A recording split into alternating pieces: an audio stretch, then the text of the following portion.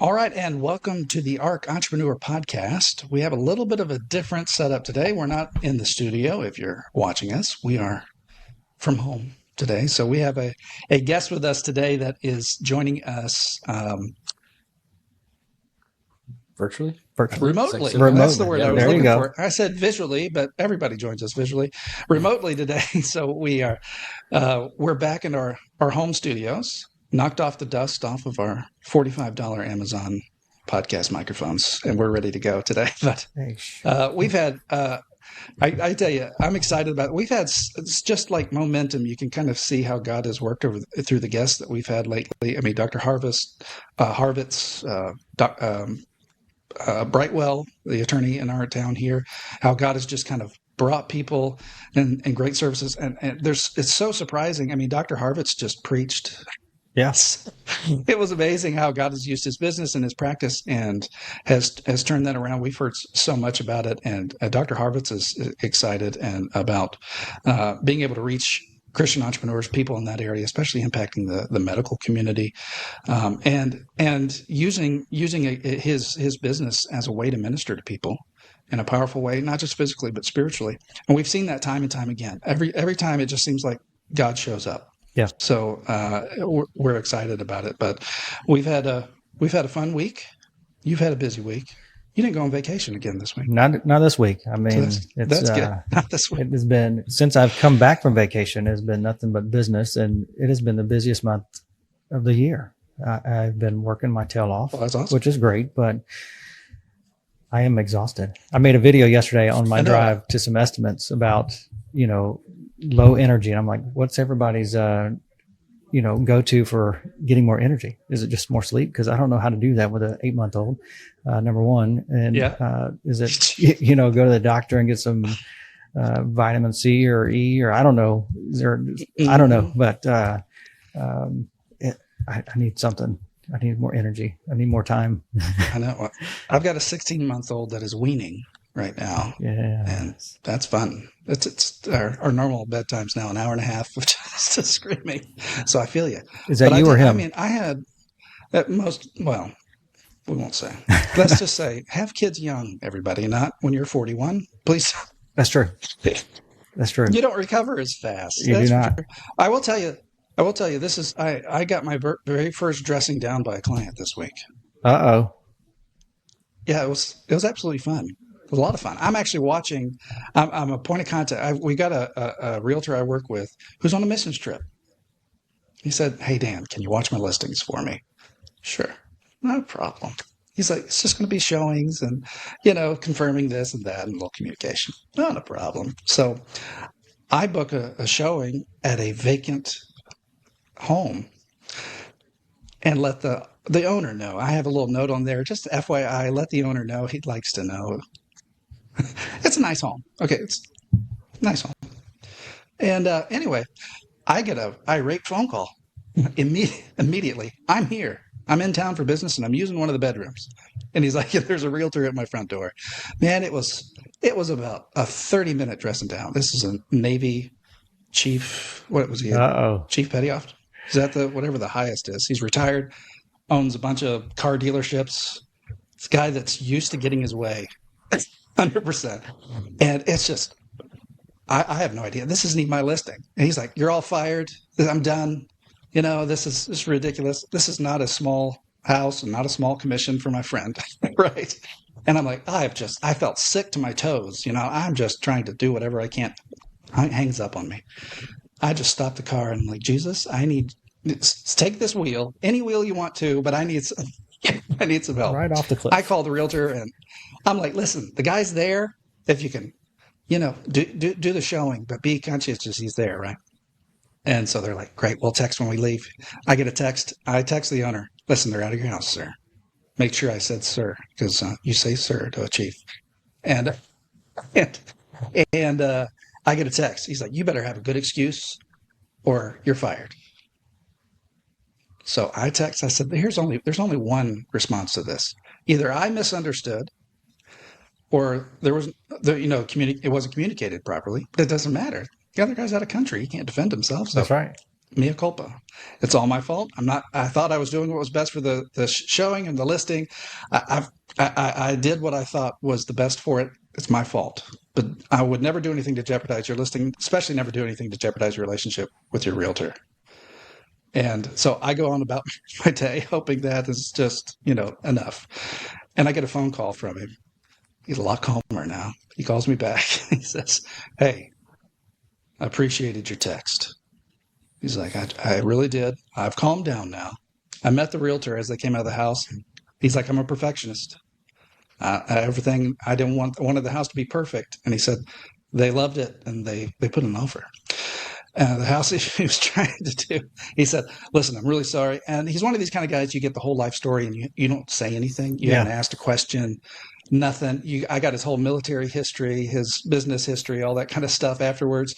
And it was an incredible conversation. So I went from absolutely just petrified that I had ruined this listing, this big listing for a friend of mine, to absolutely elated after that. So, and good on. So I was like, hey, that's part of the earning your stripes, dealing with people. But I was like, he ended it with, he said, "Now God bless you." He said, "I love working with you guys because you're believers." And I was like, man, I wish I had gotten that the first conversation. Yeah, that's right. But it was so it's one of those kind of days you always have to. And we deal with investors from all over the country all the time, and dealing with people. I think Walmart's trained me for this because I'm used to getting yelled at all the time. Yep. So I think I can handle it hopefully pretty well. And But you got I've learned kids? so much today, man. And a wife. Who I'm pretty sure was a chief petty officer in a former life at some point. I'm pretty sure.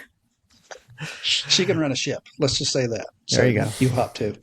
But anyway, it's I've loved it. It's had that. It reminded me of the conversation we had last time of running with integrity. I could have very easily. It's very tempting to go, "Listen, he just didn't tell me. It was his fault." Right. Right. Yeah. Or, "I'm sorry I did this kind of stuff." And I was like, I'm going to have to take a punch. I'm just going to have to. It's got to be the right thing. And it's risky. It's very risky because I could say it's my fault. And he goes, "Well, you're fired." Right. And I've lost substantial, income for a friend. But those kind of decisions are hard to make. And in the moment, I just had to go, "God, give me the words to say. God, let me do the right thing, even though it could be more business expedient to not do the right thing." Yeah. And those conversations that we had just in the last podcast where we were talking about the exact same thing of Christian business owners doing the most expedient thing and not the thing with integrity and value and representing the God that they serve was just ringing in the back of my head. So that's why I think these conversations are so important, because these are those arc spark conversations with somebody that people can hear, that can change the way they think, that change the way they operate. And it's that voice in the back of their head that's always there that is reminding them to stay on the path, right? So reminding them to do the things with honor, do the things with integrity over and over and over again. You don't have to have $100 million or $1 billion business. If you've got a small business making $50,000 a year in sales, do the right thing with every person, with every you're the image of God. That's right. Which it brings me to an exciting. I got to hear Robert. Derek, were you? I was there. Yeah. Yeah, you were there. Robert Preston came to speak to our entrepreneur club at Marcus Point, and I just loved hearing his story. Yes, he has a successful business, but I loved hearing his story and his heart for people, and for Christian business, and the way he approaches everything. And what I liked about it is we hear a lot of people sometimes, that me monster comes out. Here's how great I am. Even when they're telling you, how they failed and, that they're, I learned all these lessons, but it's still about, this is the autobiography on the back of their book, right? Yeah. Robert spoke to us. And it wasn't about all of that. And that so impressed me. Your heart impressed me, Robert. Thank you so much for being here. But I'd like you to introduce yourself to our listeners. Tell us your background, however much you'd like to. How has God brought you into the business that you're in now? And what is God doing? Yeah. Thank you, guys. Thanks, Daniel and Derek, for having me on here on the show. And my name is Robert Preston. Live in Milton, Florida. Married to Misty. think we're on our 12th year, going to 13th year of marriage. We have 5 kids, 10, 9, 8, 5, and we also have 11-month-old. So I'm hearing you guys talk about the baby, and I'm also 42 years old, and I totally agree. Parenting is a young man's sport. That's right. That's right. And I'm starting to like do the math of, wait a second, this kid is almost a year. I'm 42. That means when he graduates, I'm 60 years old. Yeah. I try not to think about graduations. I don't. Yeah. And so quick side story. We have some, so I was a Marine Corps pilot, but this ties into the story. So my next door neighbor is a Coast Guard student, and she got promoted, and so she asked my wife and I if she could use the house and have a get together.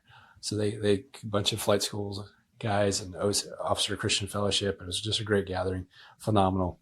And then she comes up at the end of the night and says, "I'm a little bit hesitant to tell you this, but I feel like I should. Everyone had such great compliments about you and your wife and the kids, but they asked me, how did I get such cool parents?" Like, that's cool. That's awesome. Oh man. Wow. I was like, okay, so this is like a young 20-year-old, and all her friends think that we look like her parents. Wow. So that was a new level of being old that we hit this weekend for us. Wow. I know all the people I graduated from high school with are posting college graduation pictures of their kids now. That jogs my brain. Yeah, we're still changing diapers. So So, in that there's certainly God's led us even in our family and our testimony. So two of our children are biological, and then 2 of them we've adopted out of foster care. And then the youngest is actually a foster child for now, right? Who knows what his future holds. So we're doing the best we can to love and serve him right now, and we'll see what happens.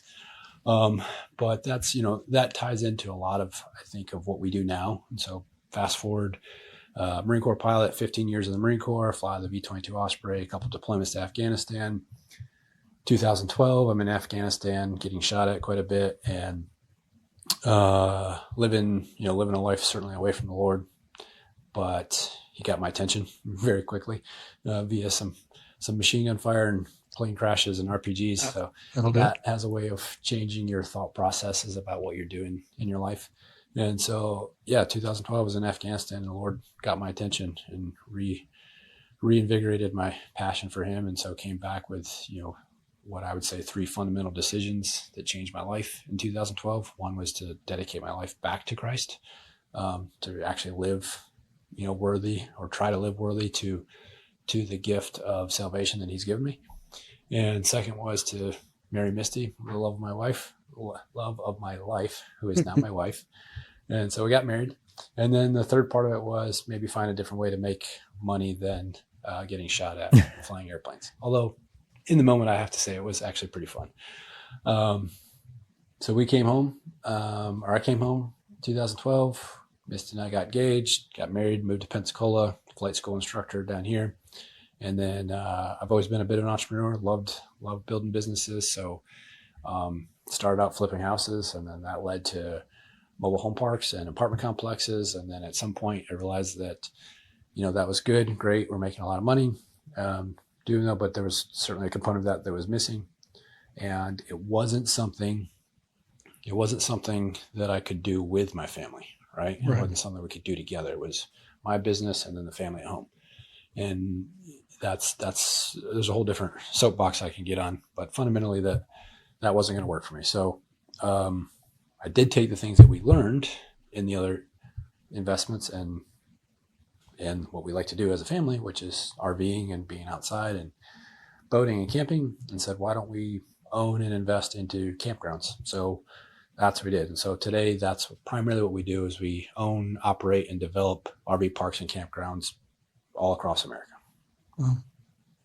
Well, let me ask you that question, because there's a lot of that's a very attractive part of people wanting to start their own business. Is there something they can do with their family and their wife to do that together? That comes with a lot of benefits. Also comes with a lot of challenges. I'm assuming too, because there's no, you blur that line. There's no more line between home and work. Yeah.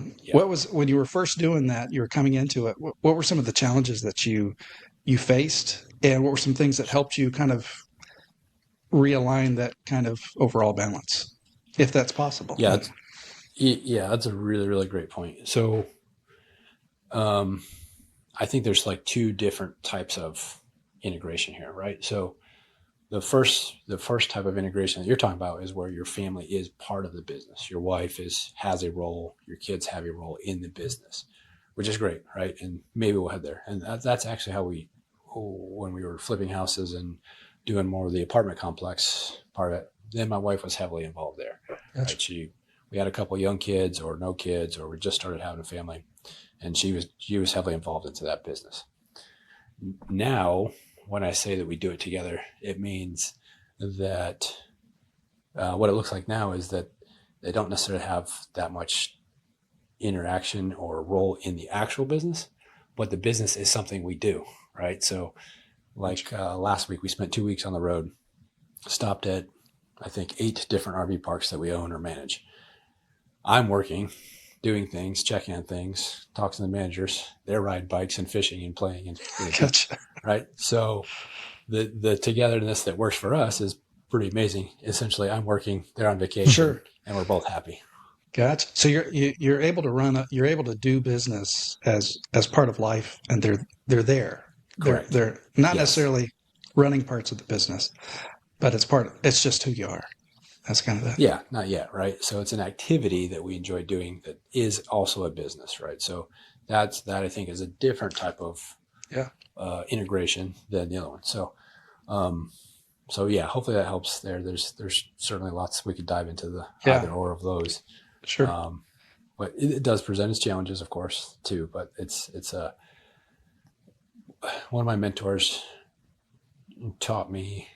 He's like, we probably all at this point in our life understand that money or things or all the things out there are pretty unimportant.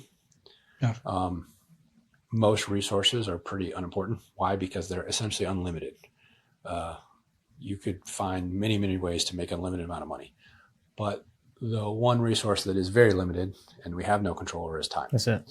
And so, he said, hey, whatever you're going to do, you've got to find a way to get 2 or 3, right? You got to get a 2 for or a 3 for or a 4. Like whatever it is you do, you've got to be able to accomplish 2 or 3 things at the same time that you're doing that thing. So whether it's working out or going to the gym or eating or traveling or RVing, you have to be able to accomplish multiple things at the same time if you want to, be more productive, more impactful for the kingdom. Yeah, absolutely. So Robert, you guys do RV parks, not just locally here, but all across America. How did you get from here local? What was the transition from local to, literally across America? I mean, that's a big jump, right? I mean, and what's the transition like on that? Yeah, man. Another great question. Thinking back, it's not one of those things I had like this big strategic plan and, pins on the map and said, here's where we're going next. Started here. And then we went on vacation and I ended up buying one of the parks that we stayed at on vacation, and then we came home and then there was another one that popped up and, at the end of the year, you got 3 parks and I'm like, okay, maybe there's something to this. And then you start putting a little more effort to it. And then, you just start traveling and expanding and people start bringing more deals. So yeah, there's no, I wish I had a better like technical rhyme and reason for you, except for that. Yeah. When we got into it, I just So you're saying it wasn't a 5-year business plan. You did. We tell everybody to write. No. So you were on vacation. Did you buy it literally while you were on vacation? Is that? Yeah. Well, we negotiated the deal and the contract, and yeah. So I got out of the Marine Corps in 2020. Yeah. Full time at that point. This is 2020 July. So COVID, everything shut down. I got out of the Marine Corps after 15 years. At that point, we had a bunch of apartment complexes and stuff, and quite frankly, a lot of it was a mess because of eviction moratoriums and people stopped paying rent, and it was a tough time. So we bought a motorhome because we had always wanted to do that, and so I buy the motorhome. It's a used motorhome. It's pretty awesome. I love it. Drive it back to the house, and within 8 hours of buying it, we leave on like a 2-month trip. Wow. So at that point was 6 kids, because we're fostering still, the dog. And our second stop, we wanted to go to the Ark Encounter up just south of Cincinnati. Yeah, cool. Yeah. So this is our very second stop in the RV, like 2 days in the trip. And we're up there, and we're, doing the campfire thing, and the kids are running around. They meet this old lady, and they're talking. She's giving them popsicles and having a good time. We go to the Ark, and then I start talking to her. She's like, "Oh yeah, I own this park." I'm like, "Oh, cool. Well, do you ever want to sell it?" She's like, "Yeah, it's for sale right now." Okay. So the numbers, I ran the numbers pretty quickly in my head. Made sense. I was like, "Well, we could do that. That makes sense." So we continue on our trip, and by the time we got home there, we had it under contract and closed a couple weeks later. Wow.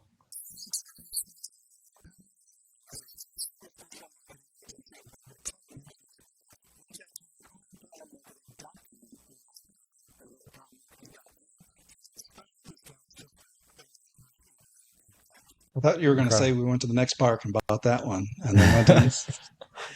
I try to find one per trip, but it doesn't always work out that well. One per trip. You got one per trip quota. Yeah. Like not too many per trip. You don't want to get over the water. Get your head over the water. Yeah, that's crazy. Yeah, that's a cool story though, right there. I want to start doing that with the gutter business. There you go. Get one, install one set of gutters per trip. That's right. That's right. Hey, look, That's paid for the trip. Yeah. I like the though.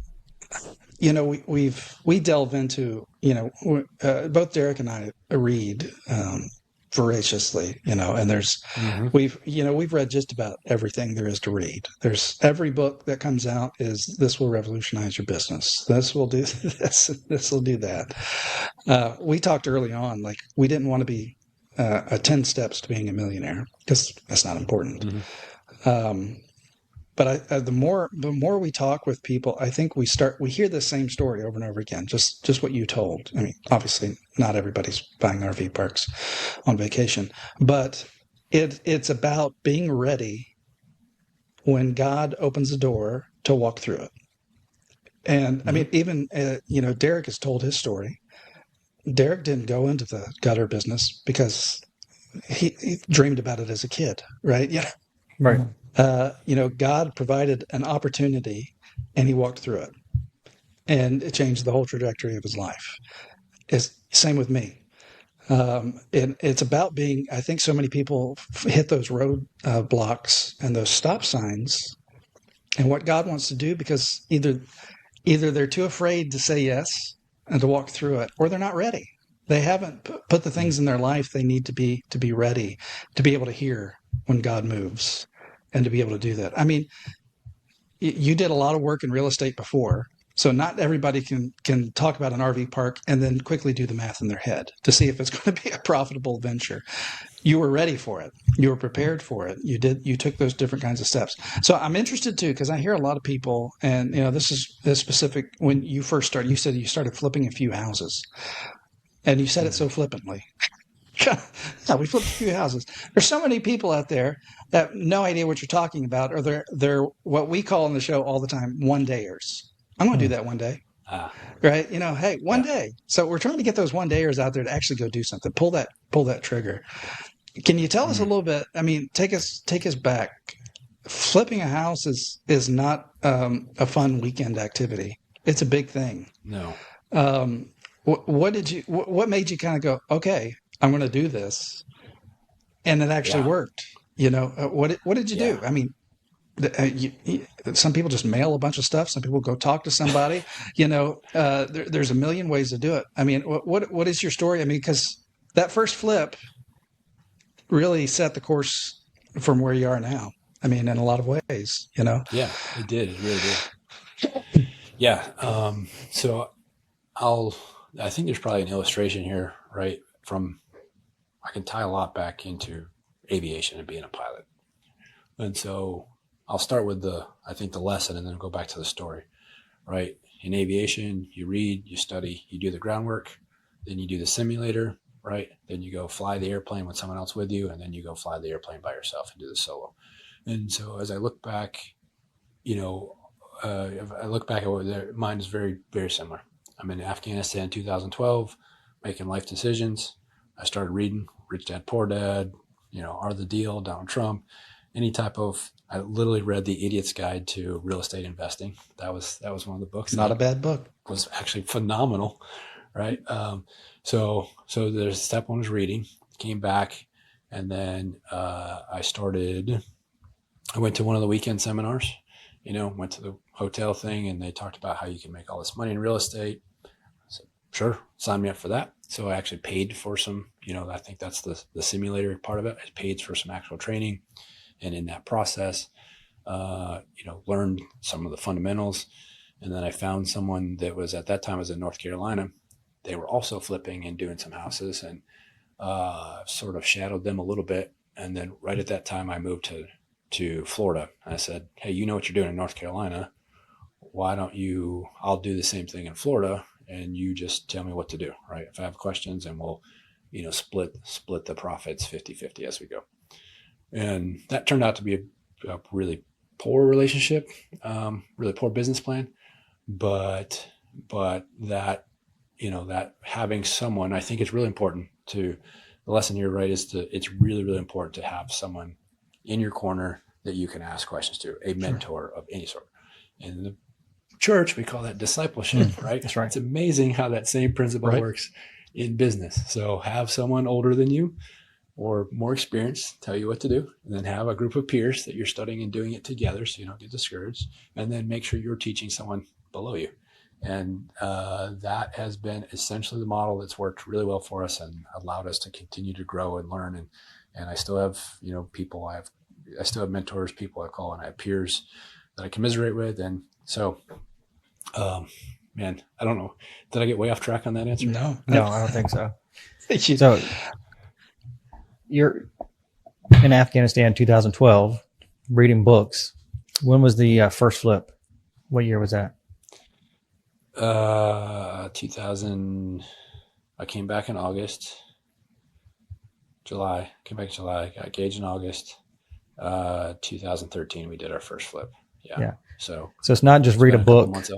Right. It's not just read a book and then all of a sudden you're experienced and you're out hitting the ground running, right? And a lot of people think that entrepreneurship or being a business owner means that as soon as you get out, you know everything. I got a logo and I got a business license and I'm doing this, and all of a sudden I got all the experience and I'm good to go. I read a few books I've been in the gutter business 20 years. When I took over my business and we bought it, I was in it 15 years or so, something like that. I didn't know everything about business. I knew everything about, or a lot about gutter. It still took quite a while to kind of get up and going. It's not just a day one, now I'm successful, right? It takes some time. And as you already pointed to, you have to have people in your corner because you don't know it all. And for me, 23 years later, I tell my guys, I still watch YouTube videos of other guys out doing gutter because I don't know it all. And there's new things coming out, things I'm forgetting that I got to remember how to do again. It's a whole process. Absolutely. Talk about stepping, like baby steps.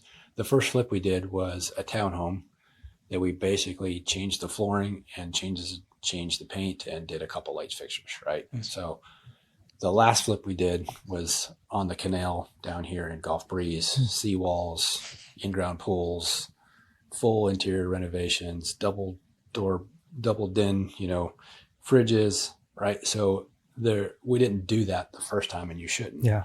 So I think there's a stepping into it process as well as we go. And then, Derek, to your point, I think I'm now at the point where, when it goes back to the team, that I'm hiring people who are way better at it than me. Yeah.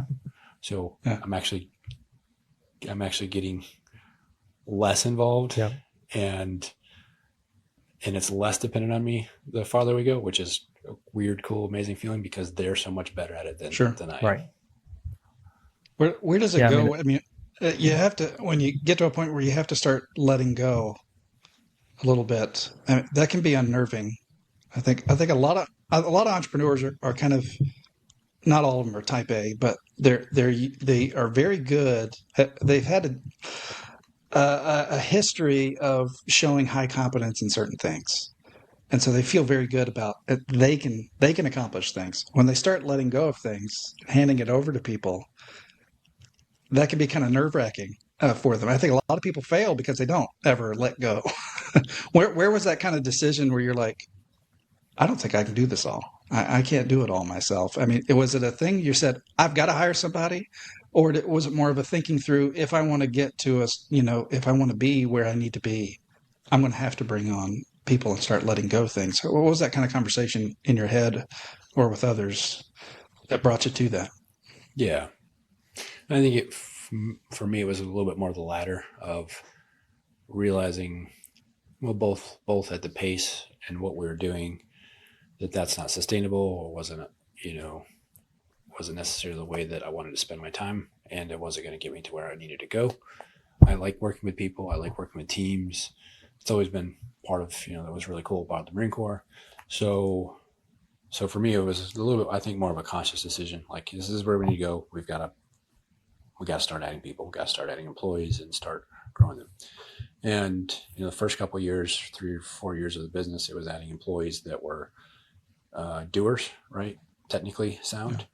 Yeah. And now I'm at the point where we're adding team members that are more at the executive leadership level. Mm. And that's the harder transition, I think, for me, is delegating tasks. That's fine. You can come back and knock those out and do them yourself if you have to. But when you start delegating leadership and they start building teams and they start doing stuff, that certainly can be unnerving, and you just gotta trust the Lord and trust the process. Yeah, it's a little bit of an uneasy feeling. We're a smaller company, but it's your baby to some degree. When you build it up, you're like, well, I've made all the processes, I've made all the decisions, and I've gotten it to this point. But you got to also know how far you can take it. It's only as far as I can take it, and I don't know everything. So there's other people who have great ideas and all that. But at a certain point, you have to turn it over and let people run with it. And it can be freeing mentally as well as physically, freeing to do that. And I challenge anybody to try it with the right people, obviously, not just with anybody, and not everybody that's on your team is meant to take over. I mean, everybody has a role, but not everybody can take over every role. But yeah, I mean, it's a bit freeing if you can do that, but it is definitely a bit of a challenge mentally to say, all right, now you take over the helm. But once you've done it and you've given it some time, let it go. Oftentimes it goes better. Yeah. It really does. I think when you start hiring those big picture people, different things matter. As you said, when you're hiring task-oriented employees, I can train almost anybody to do a task, But when you're starting to talk about big picture and concept and leading people, it's becomes less about your certifications and your degree. It's more about who you are. Because I think in our with Dr. Harvett said something incredible to us. He said he hires heart. He hires a character. Hires the person that he knows is going to be able to carry a vision. And it's that same thing, because you're handing over your vision to people as to caretake. That's a little bit more nerve-wracking than just, like you said, handing out those different kinds of tasks. So when you started looking for people to kind of take over that vision and start coming into that more executive role, big picture role, they have a bigger impact. If they're successful, you're all successful. But also, it hurts a little bit more if they're not. Because they've got a little bit more. What do you look for in a person that you brought on, bring into your corporation that is going to bring that value, going to bring that character, and bring that heart? Do you look for people that you've been working with for a while? I mean, do you do cold interviews? I mean, how did it kind of work? Was it kind of internal? Yeah, pretty much everyone that's on the team has, I would say, I've acquired in the idea of people I've known or worked with on different projects or wherever. It's not been a necessarily straight interview process. It's like we've known each other on some other level, and I've seen something, or they've seen something, and it's like, hey, let's talk a little bit more about that. The characteristics that I think are crucial and important is this like feeling or concept of ownership. And that's the idea that even if you're not the owner of something, you own at least that task or that problem, and you run it down and you get it done. And a checklist person doesn't, in my opinion, doesn't have a role in leadership. If you're looking at a checklist and you get to something and it says do this and you can't do it and you say I'm done, right? You can't lead or run a company. It has to be someone that says, okay, well then what's the backup option? What's the option after that? Like, how do we still get it done? And so that ownership idea and grit and persistence is all kind of tied in together. And then, frankly, when it comes to executive level leadership and partners and stuff, I look at their marriage and their families to see how they are going, right? Frankly, if you can't hold together a marriage, you probably can't hold together a company. Protect your home with the best in the business. Duncan Custom Gutter and Coppercraft. From seamless gutters to stunning custom copper work, we deliver top quality craftsmanship that lasts. Say goodbye to leaks, fogs, and water damage with expert installation and repairs from the local pros you can trust. Call Duncan Custom Gutter and Coppercraft at 850-455-7246. Again, that's 850-455-7246. Or find us online at DuncanCustomGutter.com. Duncan Custom Gutter, where we say doing it right is cheaper than doing it over.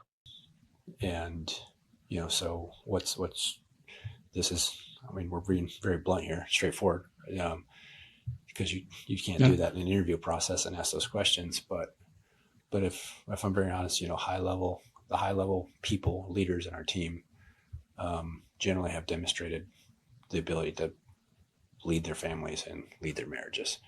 And that coupled with proficiency in their profession and coupled with that assertiveness and ownership mindset, and then the get it done part of it is what I'm pretty proud of the team that we built here. Nice. I like that concept. Yeah, it's amazing. You mentioned earlier, we're amazed at how biblical principles are same principles that work in business.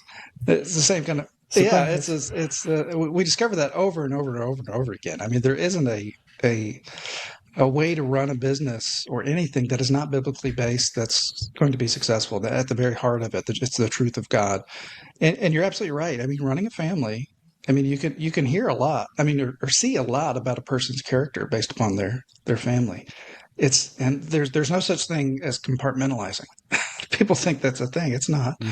That if their family is unhealthy, their business life is going to be unhealthy, and making those kind of decisions. And to be honest with you, if you can successfully navigate a marriage, living with someone 24/7, through communication and serving and forgiveness and moving on and finding better ways of doing things and of living together and of working and raising a family, that is at the very heart of it, training you to run a business.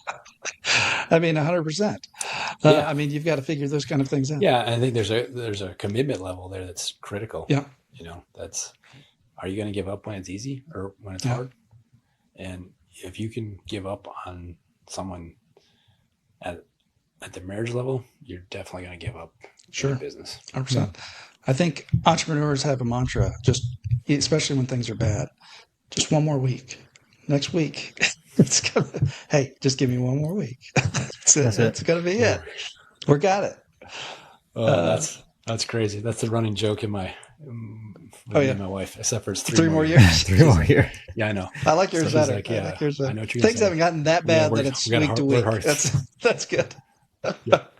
That's funny. She's like, I know what you're going to say. We just got to work hard 3 more years. That's right. 3 more years. So I'm remembering from when you came to speak, your company is called Unhitched RV. Is that correct? So that's you do other things within that umbrella as well. I know you have some, is it investment or is it, and I know you have coaching programs and things like that, or mentorship things as well. Can you tell us a little bit about that? Why you said, hey, maybe RV parking is not enough. I need more, right? Or did they just it was just kind of a natural outgrowth of what you were already doing? You just put a logo on it. Yeah, I think the latter is more important or more accurate. So, to buy the parks, we use investors.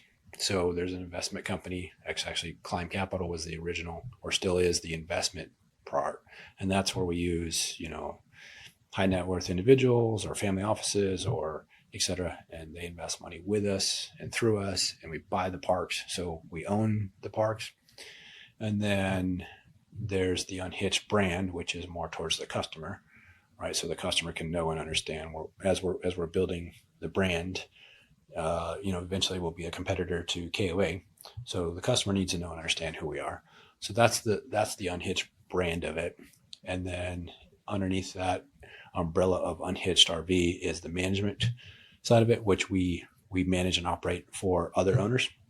So we operate our properties. And then if you've got a park and it's doing well or not doing well, and you want to go do something else in life, you can call us and we'll take over and fully operate that park for you.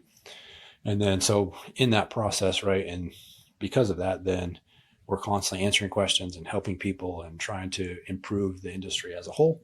Our sole focus and mission here is, specific to this business, is to raise and elevate the industry of the RV parks, right, to support others. So if we can't own it, we can manage it for you. If we can't manage it for you, we can at least teach or help you make your park better, right? So we just want any information we have is yours. So that's where I think the consulting education part of it falls in. So most of it all actually ties in together into one somewhat cohesive thing. It's not like I'm jumping and switching hats like Elon to business to business to business. It's all pretty cohesive.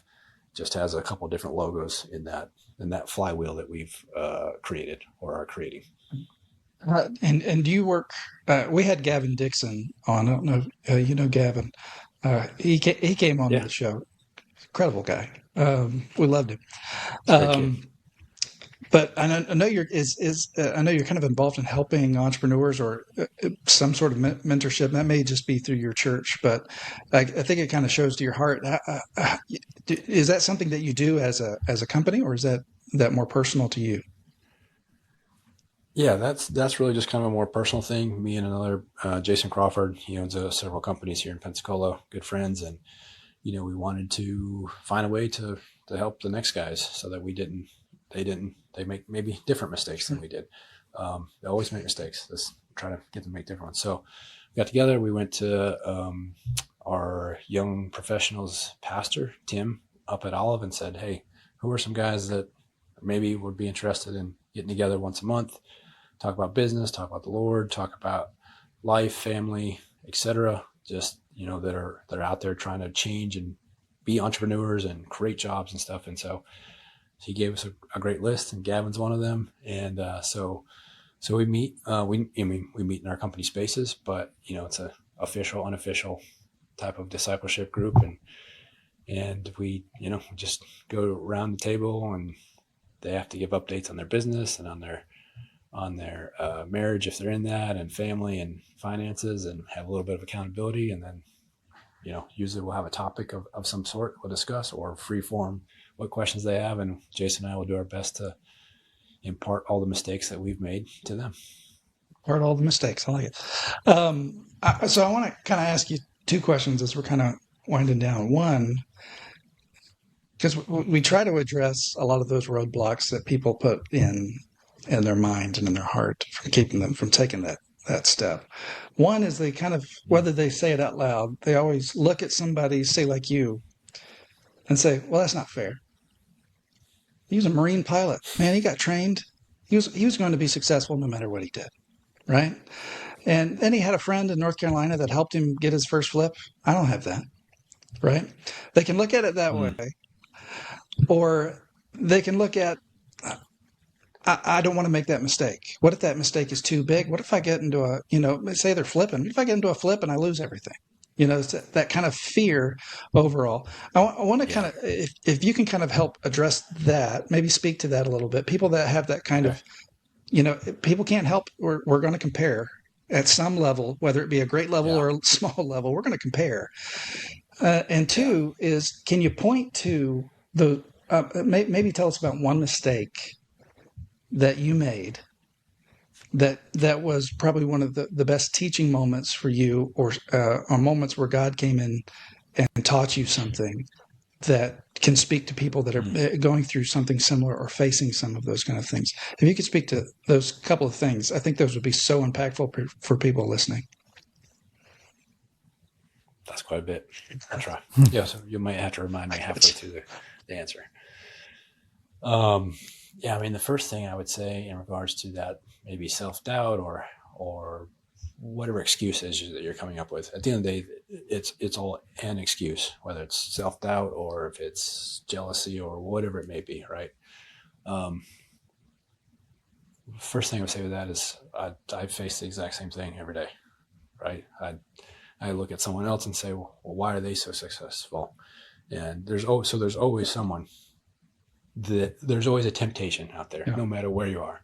You're going to find someone else and compare yourself to. That temptation will never go away.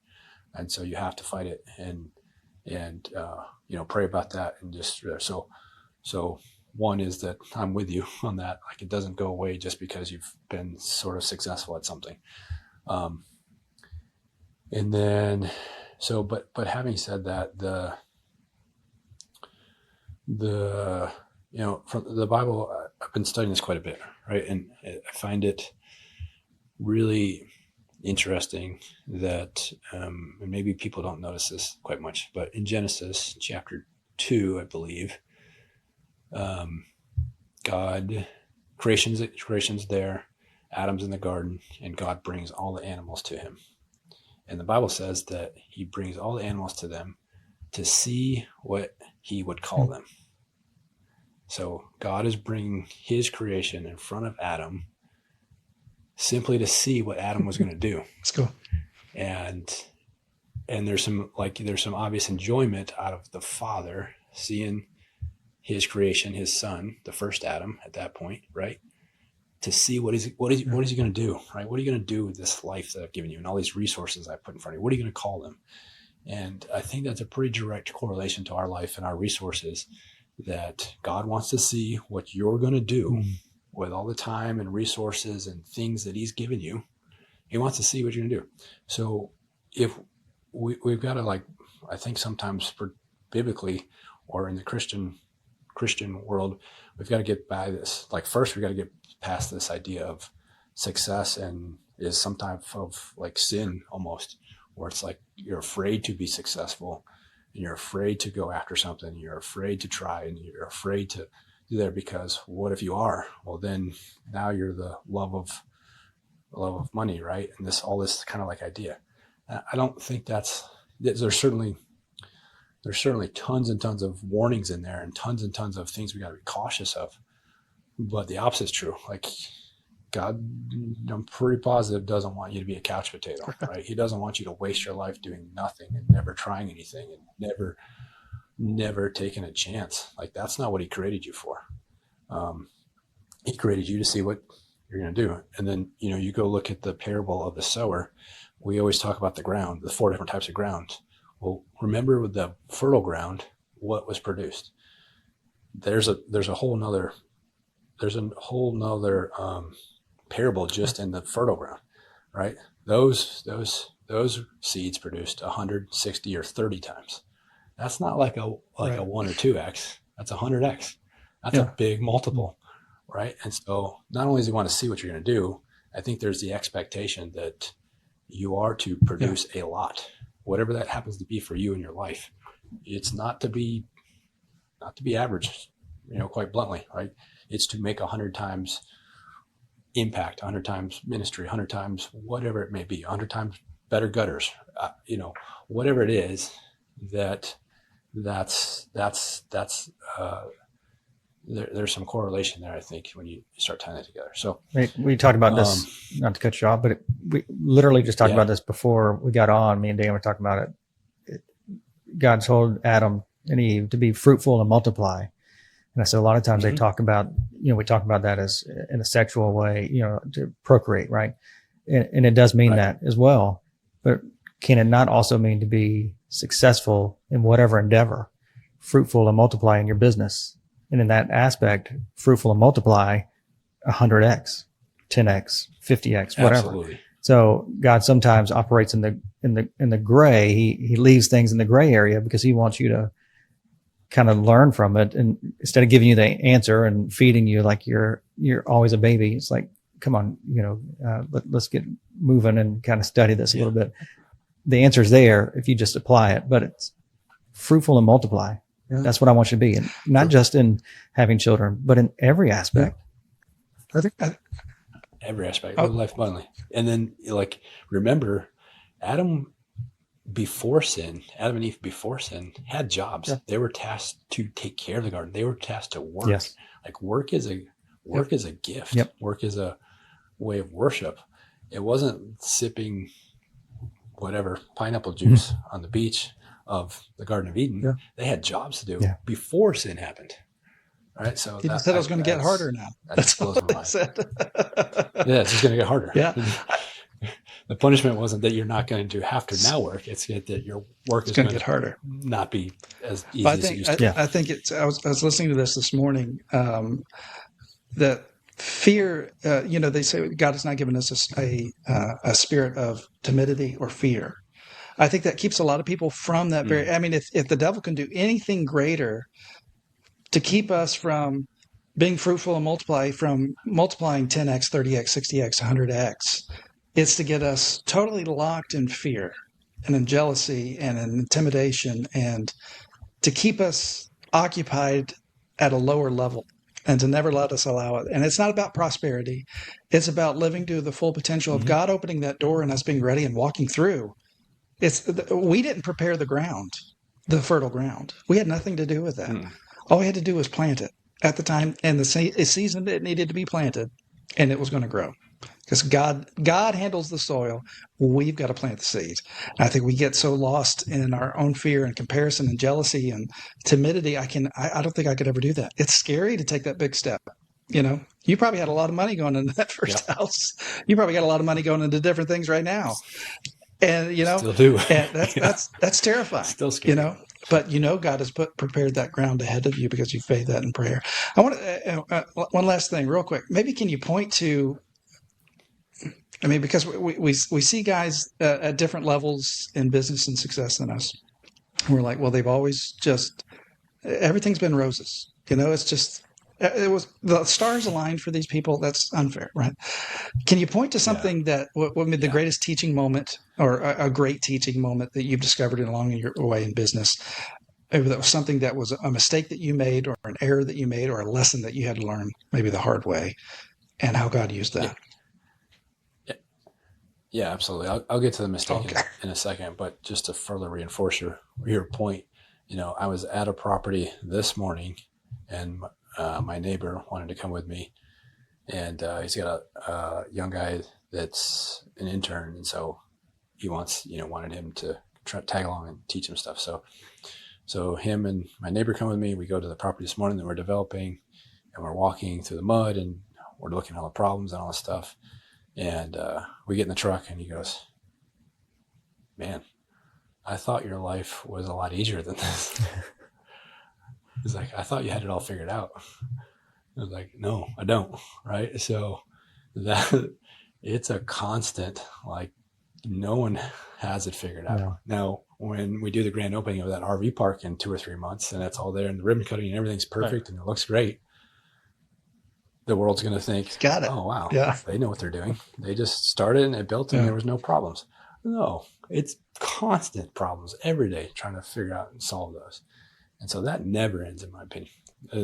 We left that meeting, went to another business that we're part of, extremely successful guy. The guy's the CEO or founder.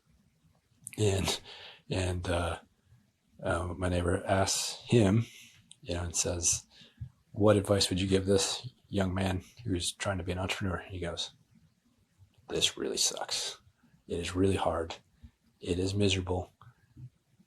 It's really, really hard. You have to be able to just take a lot of pain every day." Like kicking. Put that on a t-shirt. Well, that was a little bit different. Put that on a t-shirt. Yeah. But again, the world looks at him and sees the product that he makes and the process that he has and says, dude, this guy's got to figure it out. There's no way that he faces a challenge. So all to say is that, whatever, we can get on social media soapbox. The end product does not match the Sure. path to get there. There's no perfect, at least I have not met many perfect business owner or entrepreneur. But with that, we certainly do make actual real mistakes, big mistakes. And for mine, it goes back to that initial partnership that I mentioned.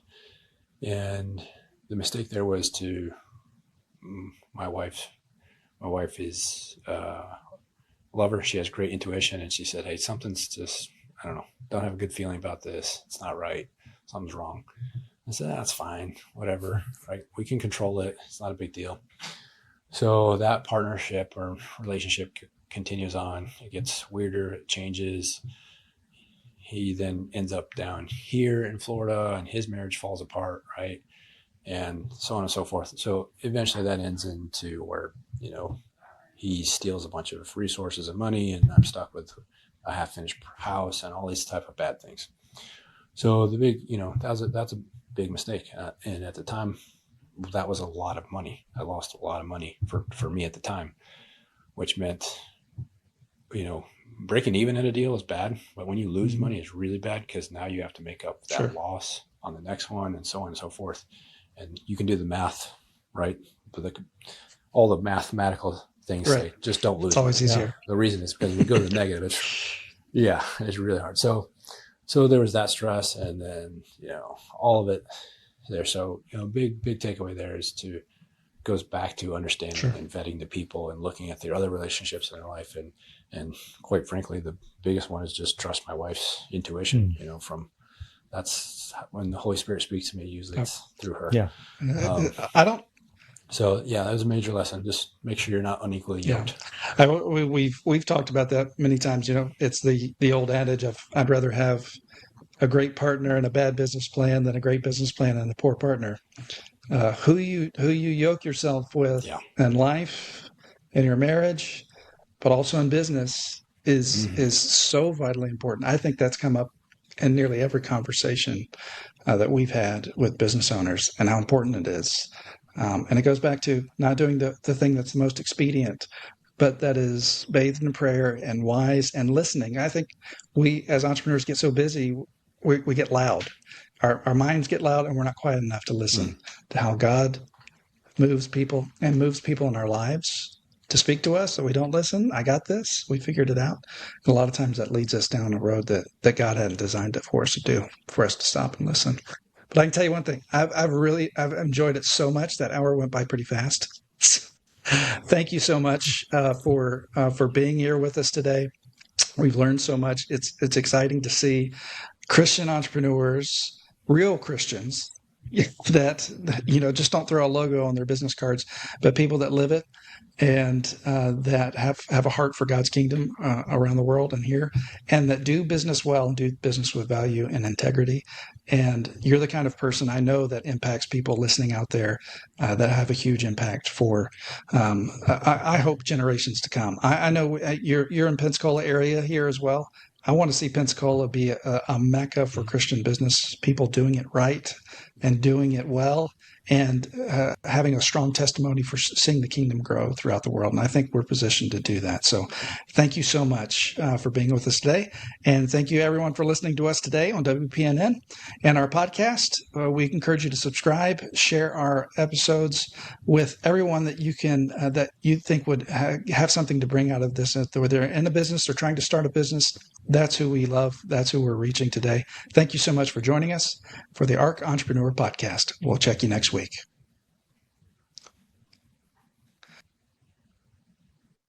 Hey, did you enjoy that episode? Excellent. We hope you did.